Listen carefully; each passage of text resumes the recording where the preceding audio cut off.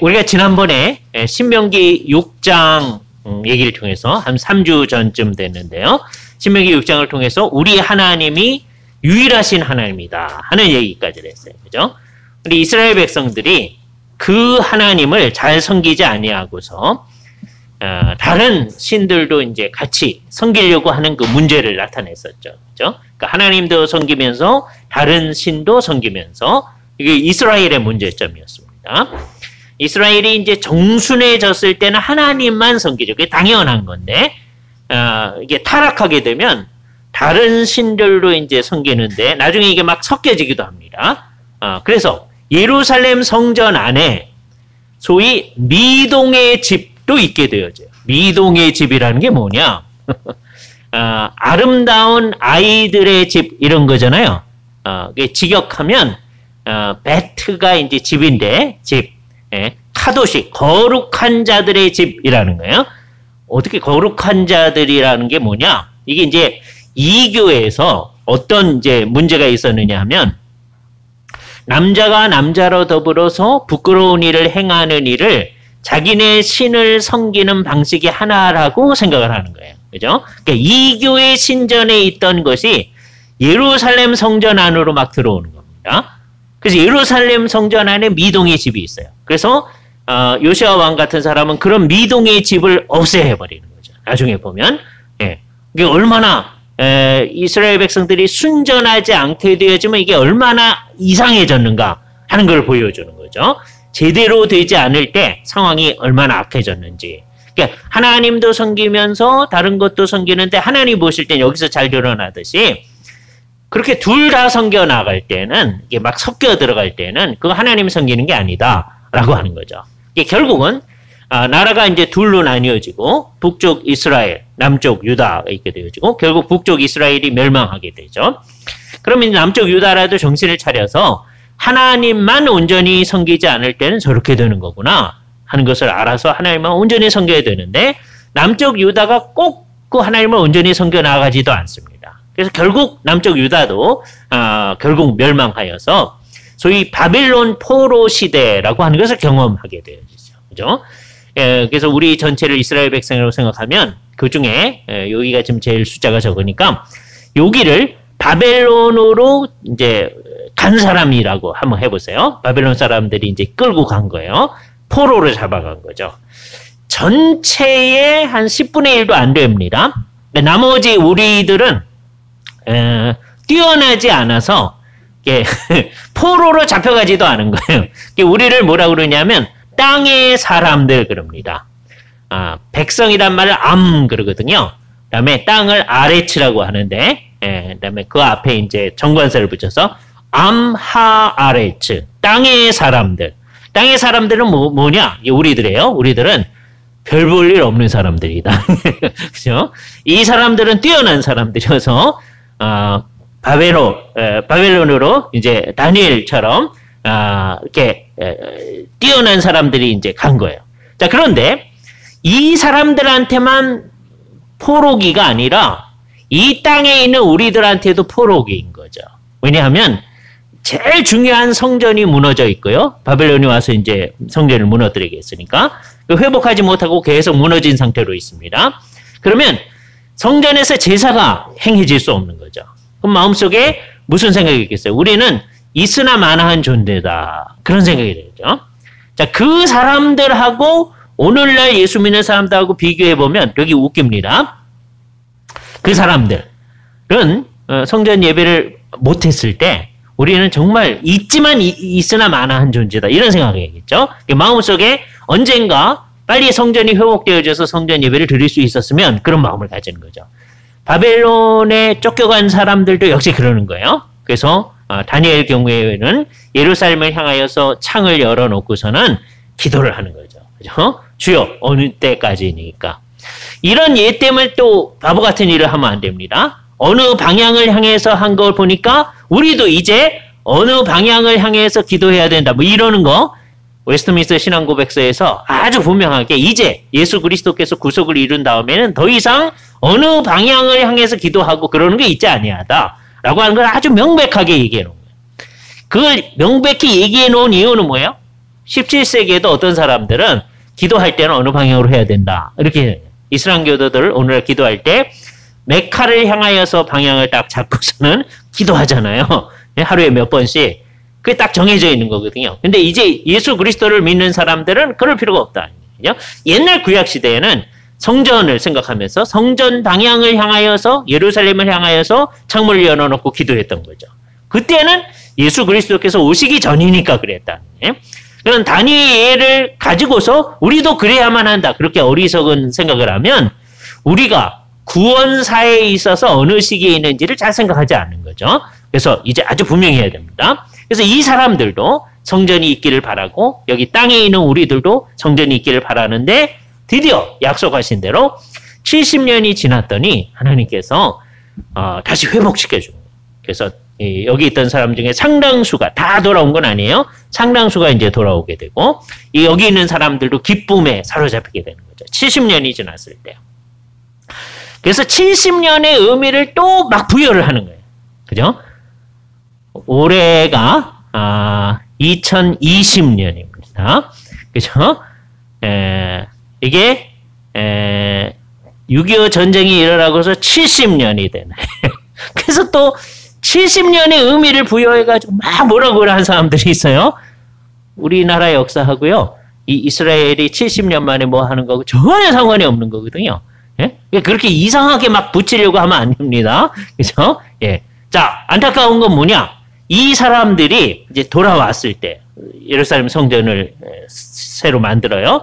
그 성전을 수룹바벨 인도하에 세웠다고 해서 수룹바벨 성전이라고 합니다. 또는 제2성전이라고 그래요. 이게 언제까지 가느냐면 예수님 그때까지 가요. 그래서 그 수룹바벨 성전이 있을 때부터 다시 포로기에서 회복해 와서 예수님이 와서 이게 언제 다시 무너지냐면 AD 70년에 이제 무너지게 됩니다. 디도 장군이 로마에서 와가지고서 무너뜨려요. 그래서 그때까지의 기간을 제2성전 시대라고 얘기하게 됩니다. 그게 아주 유명한 말이에요. 제2성전 시대, 수룹바벨 성전이 있어지고 거기서 주님 앞에 예배를 하게 되어졌을 때, 자 이때 이스라엘 사람들은 마음에 이제 굳건히 새겼을 거예요. 마음속에 무슨 생각을 했습니까? 자 이제 우리가 어떻게 하다가 성전도 무너지고 저 바벨론으로 포로에서 잡혀가게 됐냐? 하나님과 다른 거를 같이 섬기다가 그랬다. 그죠? 이제 하나님 한 분만을 섬기겠다. 예, 마음에 아주 굳건히 마음을 딱 하나님 한 분 외에 그 어떤 것도 하나님이라고 얘기하지 않겠다. 이 마음속에 딱 생각을 하는 거예요. 자, 요 상황 가운데서 요한복음 8장 얘기를 한번 보시기 바랍니다. 8장에요. 예수님께서 그 앞부분에서도 이어를 얘기하는데 예를 들자면 28절 29절에서부터 한번 보세요. 예수께서 이르시되 너희가 인자를 든 후에 내가 그인 줄 알고 그 전에는 모르는데 인자를 든 후에 이게 무슨 말일까? 그죠? 또 내가 스스로 아무것도 말하지 아니하고 오직 아버지께서 가르친 대로 이런 것을 말하는 줄로 알리라. 나를 보내신 이가 나와 함께 하시도다. 나는 항상 그의 기뻐하신 일 행함으로 나를 혼자 두지 아니하셨느니라. 그래서 나는 항상 아버지 하나님과 함께 있다라고 하는 거예요. 그랬더니 30절 이 말씀을 하심에 많은 사람이 믿더라 그랬어요. 이 말에 이제 주의하시기 바랍니다. 믿더라. 앞뒤를 생각하지 않으면 진짜 믿은 것처럼 보여지죠. 그래서 성경은 앞뒤를 잘 생각해 봐야 된다. 믿어요. 그러니까 이 사람들은 다른 사람은 이 말을 믿지 않았어요. 근데 이 사람들 믿은 사람들이에요. 믿었는데 이게 진짜인지 아닌지가 그 다음에 드러납니다. 봐요. 그러므로 예수께서 자기를 믿은 유대인들에게 이르시되 다른 사람 아니고 자기를 믿은 유대인들이에요. 이게 진짜로 믿는 건지 앞으로 보는 겁니다. 뭐라 그러냐? 세 가지 말씀을 하세요. 너희가 내 말에 거하면 참 내 제자가 되어진다. 이 말에 이 사람들이 기뻐합니다. 예수님 말을 내가 믿었는데 그 말에 거하면 예수의 제자가 되는구나. 그다음에 진리를 알지니 이것도 좋아합니다. 근데 그 다음 말이 이 사람들에게 걸림이 되어졌어요. 진리가 너희를 자유롭게 하리라. 거기서 딱 걸려 넘어졌어요. 왜요? 자기네들은 지금 누구한테 종되어 있다고 생각하지 않는 거예요. 33절에 그들의 반응이 나타납니다. 우리가 아브라함의 자손이라 남의 종된 적이 없거늘 어찌하여 우리가 자유롭게 되리라고 하느냐. 그러니까 우리는 자유롭게 될 필요가 없습니다. 우리는 워낙 자유인입니다. 그러는 거죠. 만일에 그게 사실이라면 굉장한 거죠. 근데 그 당시 유대 사회는 어떤 사회였습니까? 지금 로마가 와서 이 사람들을 식민 지배하는 상황이에요. 우리식으로 생각하면 일제 36년 상황입니다. 그때 만일에 우리 가운데 누군가가 나타나가지고 우리는 워낙 자유롭기 때문에 자유롭게 될 필요가 없습니다. 라고 한다면 그게 무슨 말일까? 아마 이 사람들이 이걸 아주 긍정적으로 해석해 본다면 로마 사람들이 우리를 물리적으로 억압할지는 몰라도 우리의 정신은 묶여져 있지 않습니다. 우리는 자유합니다. 아마 그런 얘기를 했는지 모르겠어요. 그죠? 예. 일제시대 때도 우리 그렇게 얘기하는 분들이 많았습니다. 저들이 외적으로 우리를 억압할 수 있을는지 모르지만 우리의 정신은 자유하다. 그죠? 굉장한 거죠? 그러나 요 얘기 속에서 이 사람들이 문제의 본질을 잘 못하는 거예요. 예수님 뭘 얘기하려고 하는 거냐? 34절에 예수님께서 하시는 말씀에 핵심이 있는데 예수께서 대답하시되 진실로 진실로 너희에게 이르노니 죄를 범하는 자마다 죄의 종이라. 이 얘기를 하고 싶었던 거예요. 자유케 한다는 것은 로마로부터 자유케 한다 그 얘기하고 싶으신 게 아니고 일제로부터 자유케 한다 그 얘기하고 싶으신 게 아니고 죄의 문제로부터 사람들을 자유롭게 하는 거다. 사람들이 지금 죄의 종이 되어져 있다. 자기들이 그걸 의식하지 않아요. 그러나 죄의 종이 되어져 있다. 그래서 결국은 자기가 하기 싫어도 계속 죄를 범하는 거예요. 상당히 많은 사람은 그 죄 범하는 게 좋아서 범하고요. 어떤 경우에 있어서는 하기 싫어도 계속 죄를 범하게 되는 거예요. 그게 죄의 종이다. 그게 인간의 근원적 문제다라고 해요. 근본적 문제다. 그러니까 이 세상의 모든 문제가 해결돼도 이 문제가 해결되지 않으면 근본적 문제가 해결 안 된 거거든요. 그러니까 예수님께서 그 근본적 문제를 다루시는 겁니다. 예수님은 오늘 아침에 얘기한 것처럼 그냥 병에서 자유하게 해주기 위해서 오신 게 아니고 이 근본적 문제를 해결하기 위해서 오신 거예요. 그러니까 병 고침을 받고도 이 문제, 죄의 문제가 해결되지 않으면 진짜 구원을 못 받는 겁니다. 그러니까 예수님께서 이 얘기를 하는 거죠. 그죠? 그래서 예수님은 강조해서 얘기하는 거예요. 종은 영원히 집에 거하지 못하되 아들은 영원히 거한다. 그런데 그 아들이 너희를 자유롭게 하면 너희가 참으로 자유하리라. 그러면서 자신이 아들이라는 얘기를 해요. 그래서 계속 이제 무슨 얘기가 나오냐면 아버지 하나님 자기가 아들인데 그 아들이라고 하는 게 이게 아주 독특한 아들이다라고 얘기를 하는 거예요. 그랬더니 이 유대인들이 어떻게 생각하느냐 하면 이 예수님의 이 얘기가 이게 심각하다고 생각을 하는 거예요. 그래서 이렇게 얘기합니다. 52절에 보면 예수님께 대해서 이렇게 얘기해요. 네가 귀신 들린 줄 아노라. 이 유대인이 어떤 유대인이에요? 아까 예수를 믿은 유대인. 이게 진짜 예수를 믿은 게 아닙니다. 아직. 예? 예수님하고 얘기를 하더니 너희가 죄한테 이렇게 얽매여져 있고 사실은 아브라함의 자손이 아니다 라고 얘기하는 것. 예? 를 보고 귀신 들렸다는 거죠. 왜 이렇게 반응이 나오느냐? 기분이 나빠져서 이렇게 반응이 나옵니다. 그죠? 왜 그러냐 하면 이 사람들이 뭐라고 주장하였느냐 하면 41절에 아브라함 얘기를 하다가 안 되니까요. 아버지는 한 분뿐이시니 곧 하나님이시로다. 유대인들이 하는 말이에요. 우리 아버지는 하나님이다. 우리 아버지 하나님 하는 거하고 똑같습니다. 유대인들도 우리 아버지는 하나님이다. 그렇게 얘기했어요. 그랬더니 예수님께서 하시는 말씀이 44절 너희는 너희 아비 마귀에게서 났으니 그렇게 얘기해요. 너희 아버지는 마귀다. 유대인 입장에서 얼마나 화가 나겠어요.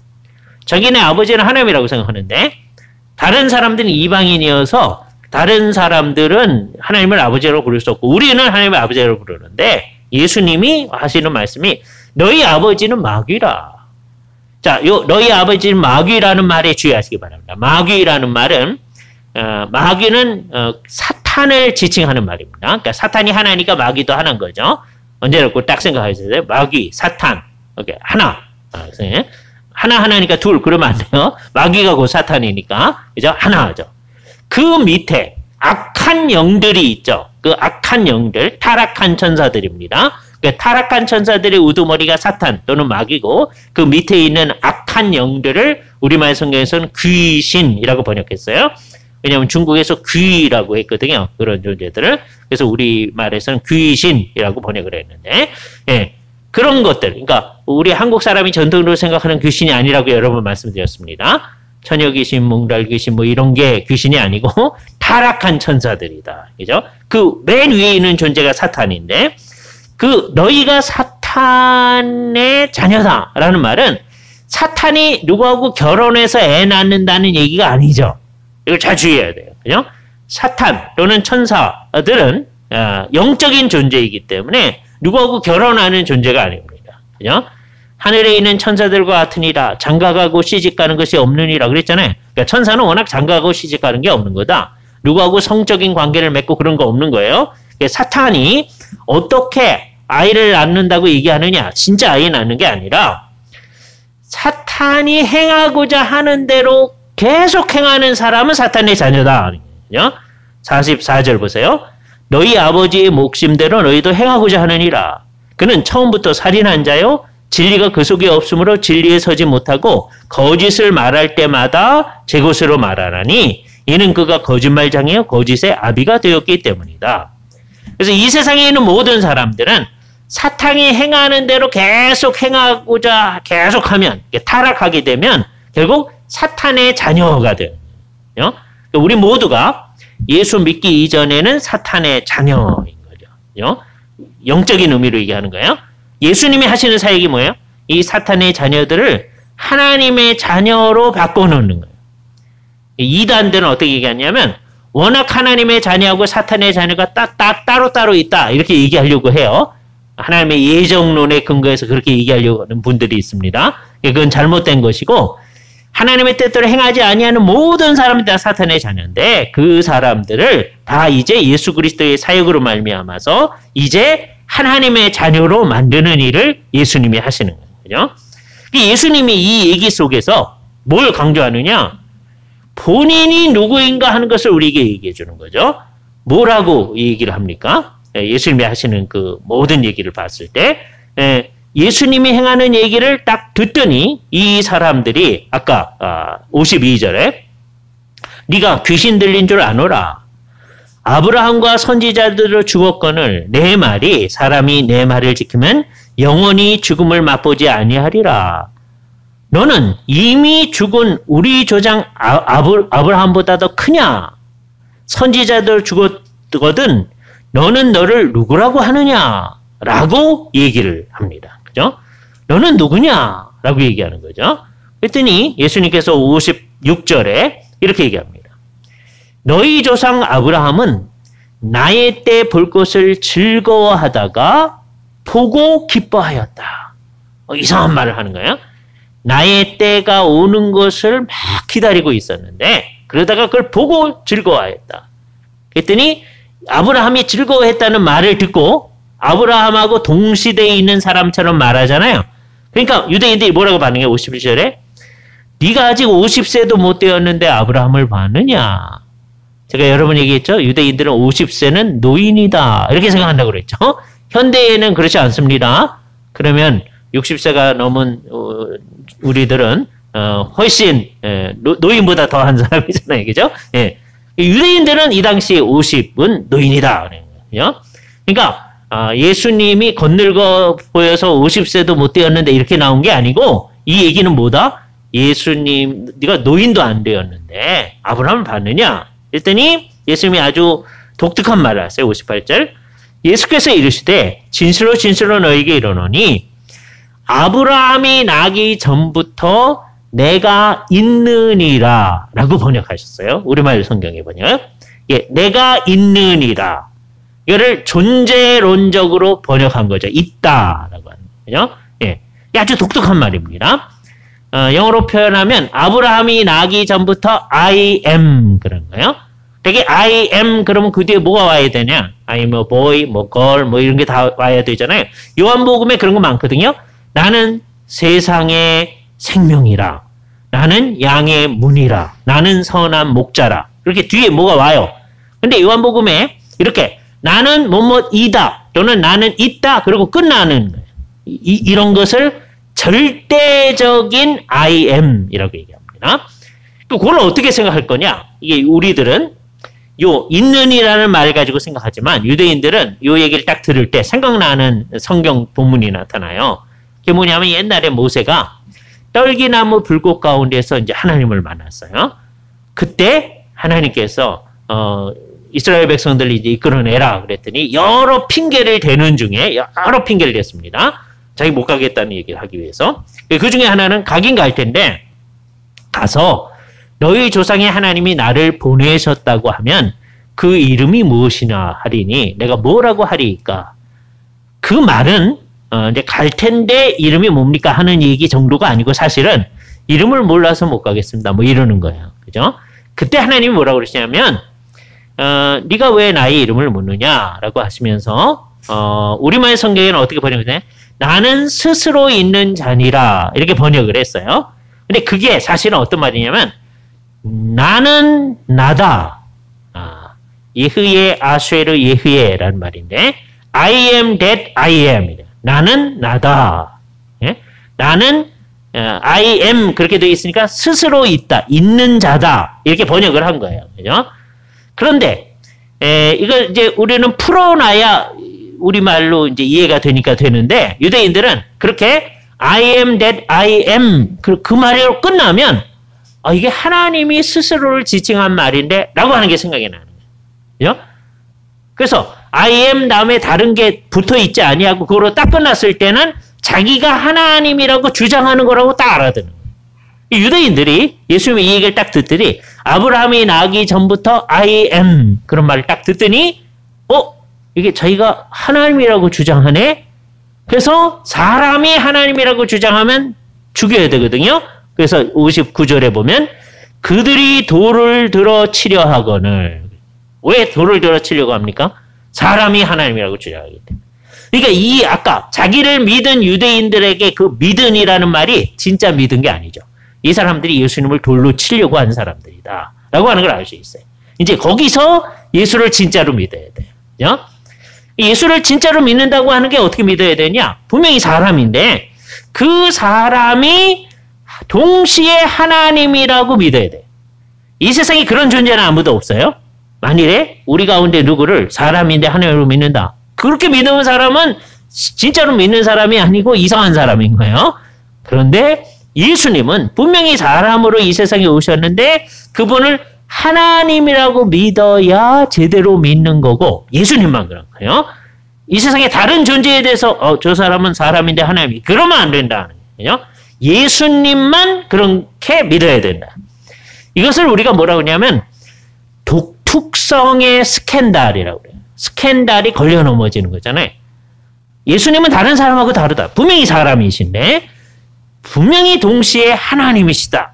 이게 독특성이죠. 예? 개별성이에요. 그분만 그렇다는 거예요. 그 스캔들이죠. 그래서 예수님이 그렇다고 하는 게 뭐 성경 곳곳에 나타나는데 예를 들어서 10장 요한복음 10장에서 보면 30절에 나와 아버지는 하나이니라 라고 했어요. 나와 아버지. 그러니까 자기를 아들이라고 자꾸 얘기하시는 거죠. 아들과 아버지가 하나다. 그랬더니 유대인들이 또 31절에 다시 돌을 들어 치려 하거늘. 여기서 예수님께서 그냥 지나가지 않고 한마디 하고 지나가십니다. 내가 아버지로 말미암아 여러 가지 선한 일로 너희에게 보였거늘 그 선한 일이 오늘 아침에 우리가 공부했던 여러 병든 자 고치고 하는 그 모든 일들을 포함하는 거예요. 그 중에 어떤 일로 나를 돌로 치려 하느냐? 그 유대인들이 선한 일로 말미암아 우리가 너를 돌로 치려 하는 것이 아니라 신성 모독함을 인함이니라. 내가 사람이 되어 자칭 하나님이라 함이로라. 문제를 정확히 파악한 유대인들이 사람인데 분명히 사람인데 하나님이라고 한다. 이 예수님과 유대인 사이에 최종적 갈등이 여기 있는 거예요. 여기서 예수님이 사람인데 하나님이라고 믿는 사람이 예수를 믿는 사람이고 그거를 못 견디는 유대인들은 예수를 죽이려고 하는 거죠. 그래서 이때 돌을 들어 치려고 한 것이고요. 그래서 예수님께서는 39절에 보면 그들이 다시 예수를 잡고자 하였으나 그 손을 벗어나 나아가시니라. 아직 예수님의 때가 안 되었기 때문에 죽을 때가 안 되었기 때문에 예수님이 가신 거죠. 그죠? 자, 여기서 이제 핵심이 뭔지가 분명히 드러납니다. 이제 유대인들은 왜 사람인데 하나님이라고 하는 것을 도무지 견딜 수 없었느냐? 자기들이 한 잘못 때문이었어요. 옛날에 하나님도 섬기고 다른 것도 섬기고 하다가 된통당했잖아요. 이제 뼛속 깊이 이제 다른 어떤 것을 향하여서 하나님이라고 하지 않겠다. 바벨론 포로 시대를 다시 경험하지 않겠다. 라고 하는 게 좋게 작용할 때도 있었는데 이때처럼 예수님을 향하여서도 너는 다 좋은데 우리를 위해서 좋은 일 해주는 거 다 좋은데 하나님이라고는 하지 말아라. 하나님이라고 하면 안 된다. 예수님은 사실이니까 당신님이 하나님이 난 아니다. 그렇게 말할 수가 없는 거예요. 자기 스스로를 다르게 표현할 수가 없는 거죠. 물론 예수님께서 돌아다니면서 나는 하나님이다. 그러고 다니시지 않으셨어요. 그러나 예수님 얘기를 한 들어보면 사람들이 이분은 하나님이시다. 라고 얘기하거든요. 여기에 이제 예수 믿는 일의 출발점, 요거를 이제 어떻게 받아들이느냐에 따라서 우리 하나님을 어떻게 생각하느냐 하는 것이 나타납니다. 그래서 우리 지난번에 생각했던 신명기에서 하나님은 오직 한 분의 하나님이시다. 그분은 우리의 모든 걸 다해 사랑해야 되는데 여기 예수님을 통하여서 자기 자신을 하나님의 아들이라고 주장하는데 그거를 받아들여야 예수를 믿게 돼. 그 받아들여야 구원을 받는 거예요. 자, 요 두 가지를 어떻게 이제 소화할 수 있을 것인지 이게 숙제입니다. 이것도 이제 복잡한데 다음번에 이게 다음 주에 할 거예요. 다음 주에는 이제 우리 박주정 목사님 하시는 성경 쭉 하는 것도 다시 한번 할 거고요. 다음 주에 이거 이어서 생각하도록 하겠습니다. 같이 기도하시죠. 거룩하신 주님, 주님께서 이 세상에 분명히 사람으로 오셨는데 동시에 하나님이심을 여러 경로로, 특별히 오늘 아침에 우리가 공부했던 여러 이적들을 통해서도 또한 오늘 오후 시간에 우리가 살폈던 이러한 직접적인 계시를 통하여서도 당신님이 하나님이심을 분명히 드러내 주셨음을 우리가 보옵나이다. 당신님의 어떠하심을 부인할 수 없어서 드러내 주신 것을 우리가 참으로 받아들이고 믿을 때 예수 믿는 사람이 되고 구원받는 사람이 됨을 알게 되옵나이다. 우리들의 기존의 관념 때문에 예수님을 받아들이지 못했을 때 어떠한 위험성이 있는지를 생각하면서 이제 성경이 가르친 대로 하나님을 제대로 이해해 나가는 일들을 지속해 나갈 터인데 그런 우리를 붙들어 주시옵소서. 우리의 탐구 과정을 붙들어 주셔서 예수님을 정확히 알고 하나님을 바로 알아나가는 이 일을 지속해 갈 수 있도록 우리를 인도해 주기만을 간절히 원하옵고 우리 주 예수 그리스도의 이름으로 기도하옵나이다. 아멘. 수고하셨습니다. 이제 잘 쉬시고요. 여러분들이 해야 할 일 몇 가지를 알려드릴 텐데 혹시 8월 17일 날 성경신학회가 있는데 이번 성경신학회는 아주 독특하게 해서 온라인으로 합니다. 지금 이 예배 정황을 우리 볼 수 있듯이 신만포 중앙교회의 홈페이지에 여러분이 접속을 하시면 그날 느헤미야 주예와 설교 오후 2시서부터 6시까지 계속되어지는 그거를 온라인으로 보실 수 있습니다. 그래서 이번에는 성경신학회가 그렇게 진행되어진다라고 하는 것 여러분이 보시고요. 여러분이 잘 해주시길 바라고 그 다음에 8월 11일 날 여러분이 아시고 위에서 기도해 주셔야 되는데 신학대학교에 속한 우리 교수님들이 몇몇 사람들이 해서 지금 한 220명 같이 의견을 같이 하셨는데 차별금지법이 우리나라에서 이게 제정되면 이게 심각한 문제가 있다는 것을 선언하는 일을 한국 기독교 100주년 기념관 4층 믿음홀에서 이제 발표를 할 거예요. 그러니까 여러분이 이 일을 위해서 기도해 주시고 해 주시기를 바랍니다. 서로 눈인사 하시고요. 여러분이 아까 그 떡을 드시면서 집으로 잘 돌아가시기를 바랍니다. 수요일 날 뵙고 다음